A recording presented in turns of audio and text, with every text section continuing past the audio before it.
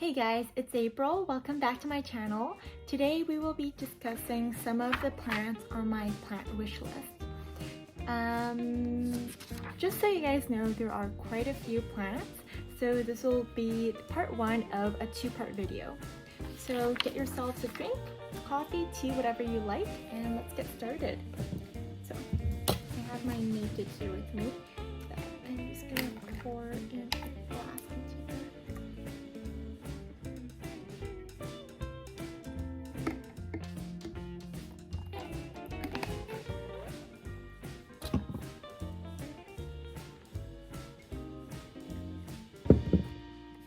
Let's get started.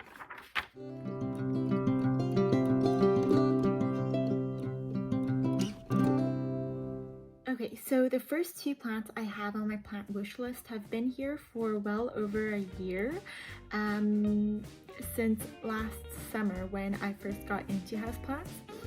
So, oh, and if you see me staring down on my it's because my phone's just here and I have picture references here because I forgot to bring my computer. Okay, so let's get started. The first one is the Philodendron White Knight, and there is also a White Princess and a White Lizard, but out of the three, the White Knight is my favorite because it has the sort of a maroon colored stem and it's just super beautiful. It kind of reminds me of a Monstera, an Albo Monstera, but I don't know, there's just something about this plant and I think it's so pretty.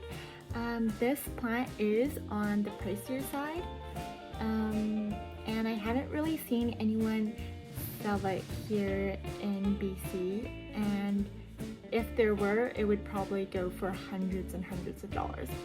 So yeah, and yeah, so let's move on to the next plant. So the next one is an Alocasia Frydek. This one is such a pretty plant. It has the darkest, like, it's a dark green foliage, but it's also really vibrant. I don't know, it's so pretty. And it has this stunning white vein in the middle. It's super pretty. I wanted to get one last year, but like the shipping fee was as expensive as the plant, so I just didn't get it because that was when I first got into houseplants and I just had one little Philodendron Brazil back then, but now thinking back, I would have gotten it. And yeah, and also hearing from the people that actually do have this plant, they have these like little fuzzy leaves, which I think is super cute, and overall it's just a stunning plant and I would love to get my hands on one of these someday. Yes, someday. The next one is an Aglaonema PICTUM Tricolour. So there is also a bicolor, I think it's called, the one with only two colors. Of course, I think the Tricolour is a lot prettier. It has that camo army color to it. So I've seen some people whose Aglaonema PICTUM Tricolour ended up getting super leggy and long, and it only had like a few leaves, which I didn't think was very pretty. But if it's sort of a plant like the one that I'm about, like that should be over here in the picture, I think that is so pretty and I would die for one of these. Okay, next plant. Oh, and also I think this plant is also on the pricier side. Yeah, it's also going for quite a few $100s. So yes, next plant. So this one is, of course, the Albo Monstera Deliciosa. Personally, I like Albo more than the Aurea because I just think white variegation looks better than the yellow one, but that's just my personal preference. And there is the Thai constellation, but I don't really like how the sort of variegation comes up on the leaves. I sort of prefer how the Albo looks. Of course, I think many people want to get their hands on one of these. And yeah, so one day, hopefully. Okay, next one is the Calathea White Star. So this one is really funny. Okay, so when last year I thought I saw one of these at the garden store nursery, and I picked it up, but it ended up being the pinstripe Calathea, which I will insert an image somewhere here. But then when I got it, it had some sort of weird disease, I think, and the leaves just they were kind of weird. I still ended up buying it because I really wanted it, but like I said, it died. And then afterward I noticed that it wasn't even the Calathea White Star. And then a few months ago when I was at Canadian Tire, I saw a Calathea vittata, and I thought that was also the White Star, but like as a juvenile baby form. And I still have that plant, but yeah, I mean, I still like it a lot, but again, it's not a Calathea White Star, which is kind of disappointing. So I'm still on the hunt for one of these guys, and yeah, and I know like the new foliage sort of comes out a light pink, and it's super pretty. Okay, so the next two that I had on my plant wish list is the Calathea White Fusion and Calathea Network Musaica, but for these two, I did actually find them in plant stores, but when I actually saw them, I just sort of lost interest in them. They just weren't as pretty as I was hoping for. No, I mean, they were pretty, they were just different than what I was hoping for. So I sort of lost interest in them. Like when I see them online, they still look beautiful, but yeah, just for me personally, when I saw them at the plant stores, I just lost interest in them. So yeah, next we have the Alocasia Silver Dragon.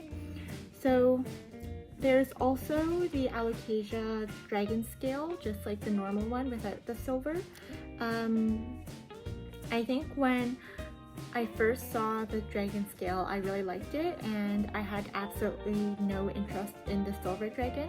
For some reason, as I was just browsing photos of it, I just started liking the silver dragon, and now I just really want one, and I'm not that interested in the dragon scale anymore. I would much rather get a silver dragon. It is so pretty and so unique, and I just really like it.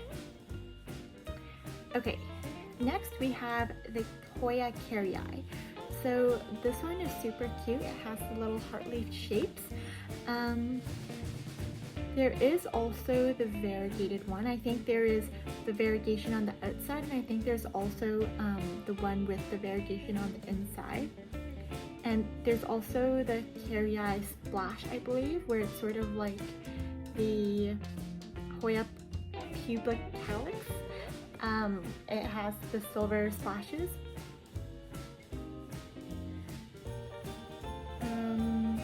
So for this plant, I really like it, but I think it looks better with just a few leaves on it. Sort of, some people, when they have like a really full plant of this, I mean, it's still pretty, but I think you just focus less on each individual heart-shaped leaf, and it just, to me, it doesn't look as good. But I mean, it's everyone's preference, so I just really want sort of just when they sell the one leaf cuttings with a piece of the stem, that way it can sprout new leaves. And yeah. Okay, next plant. We have the Anthurium Crystalinum. Okay, so this one, there's not much for me to say. You look at it and it's beautiful, It's like the Alocasia Frydek with the deep green leaves and the really stunning sort of light green, almost white veining to it.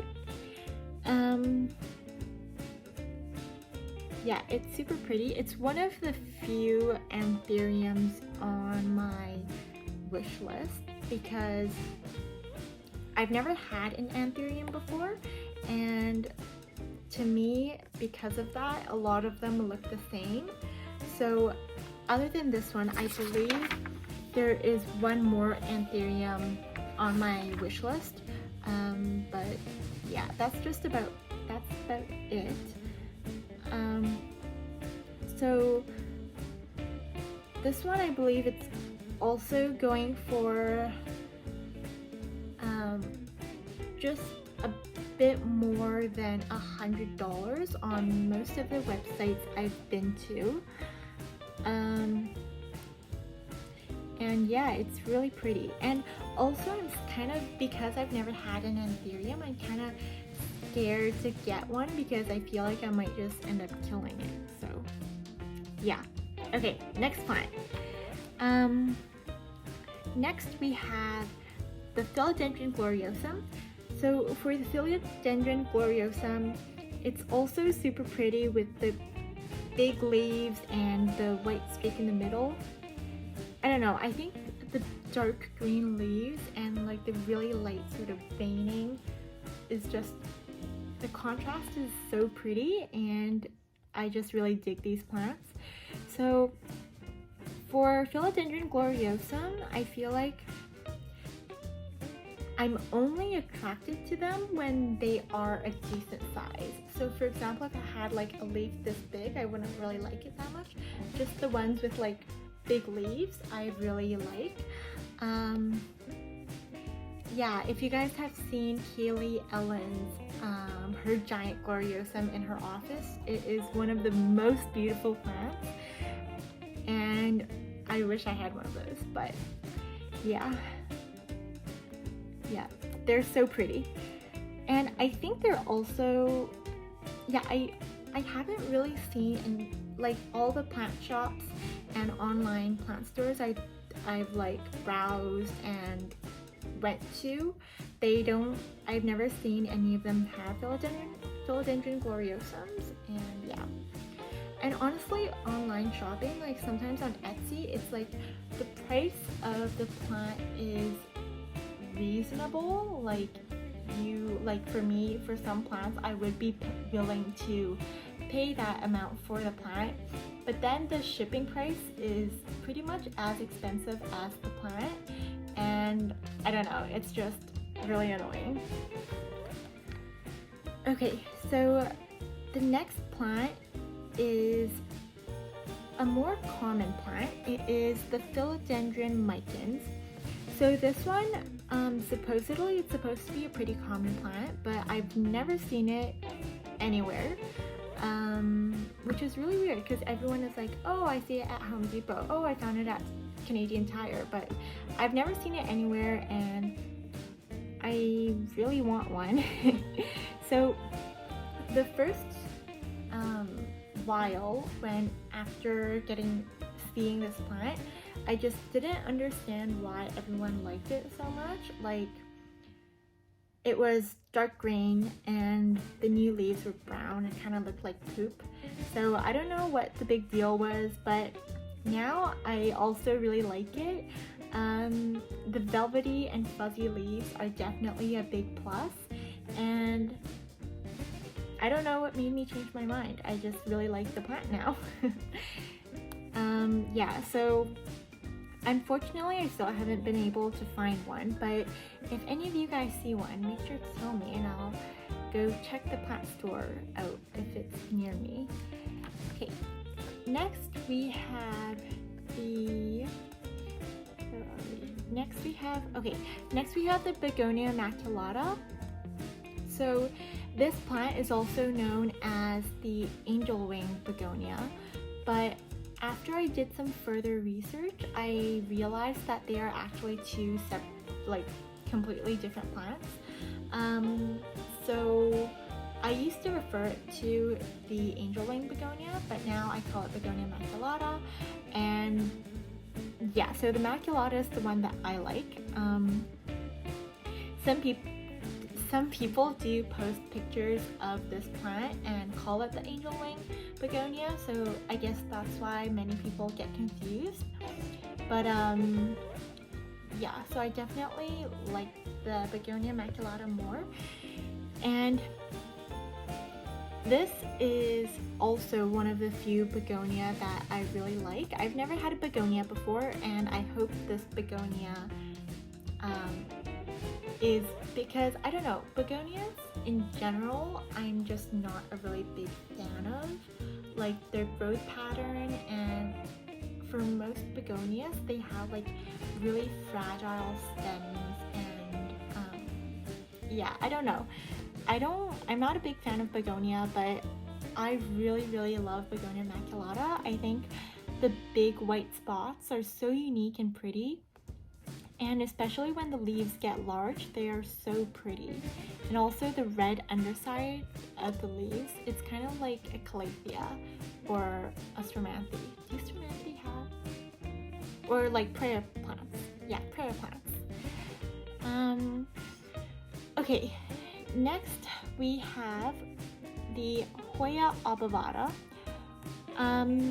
So for Hoyas, so Hoya Obovata, as you guys can see right there, is super pretty. They've got these like big round leaves with splashes of silver, and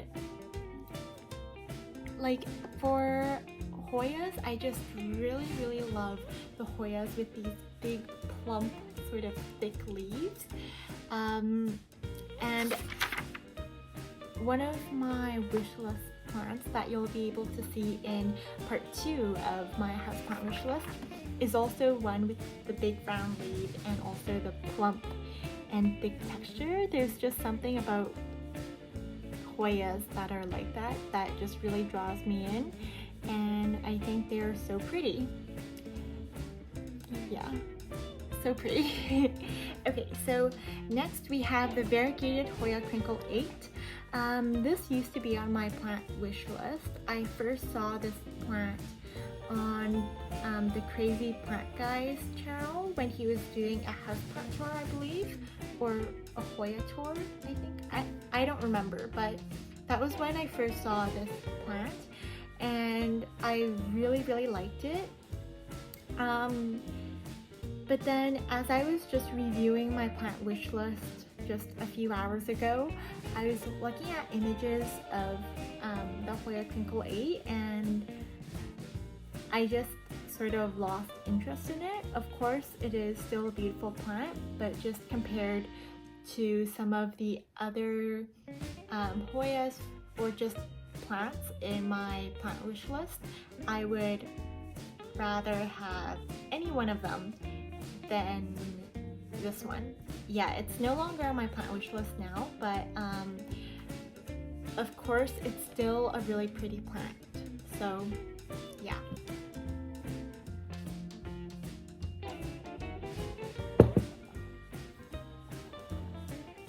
And that concludes today's video. I hope you guys enjoyed it. Don't forget to like and subscribe, and I'll catch you guys in the next one.